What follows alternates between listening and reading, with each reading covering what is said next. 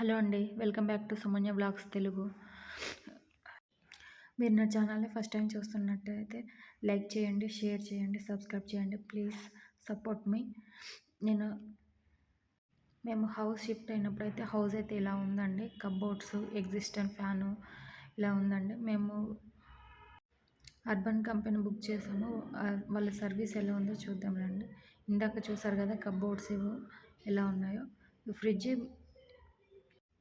Clean చేస్తారు, చాలా నీట్గా క్లీన్ చేస్తారు. బట్ మనకి ఏదన్నా నీట్గా క్లీన్ చేయకపోతే వాళ్ళు మళ్ళీ చెప్తే చేస్తారండి. చాలా నీట్గా క్లీన్ చేశారు. చూసారా ఎంత నీట్గా చేశారో.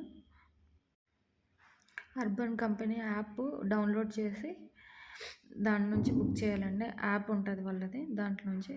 చూసారా existent fan, before after cupboards అండి. ఎంత దారుణంగా ఉందో చూడండి. ఇప్పుడు ఎంత నీట్గా ఉన్నాయో. పెన్సిల్ గీతలు అవన్నీ తీసేసారండి నీట్గా. పైన కబోర్డ్ అండి. నేను ఓన్లీ అవుట్ సైడ్ మాత్రమే క్లీనింగ్ చేయించానండి, ఇన్సైడ్ కాదు. అందుకే చూపించట్లేదు లోపల సైడ్. ఇది బెడ్ కూడా చూడండి. ఇది బెడ్ కాదండి, దివాని.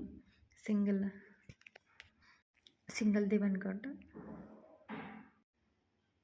ఒక బకెట్లో షాంపూ లాంటి లిక్విడ్ వేసారండి. దాన్ని డస్టర్తో మొత్తం బెడ్ పై మొత్తం ఇలా స్ప్రెడ్ చేస్తున్నారు. మొత్తం ఇలా స్ప్రెడ్ చేసి 2 సైడ్స్ స్ప్రెడ్ చేశారు. తర్వాత ఒక డ్రయర్ లాంటిది తీసుకొని దాంతో మొత్తం చేశారండి.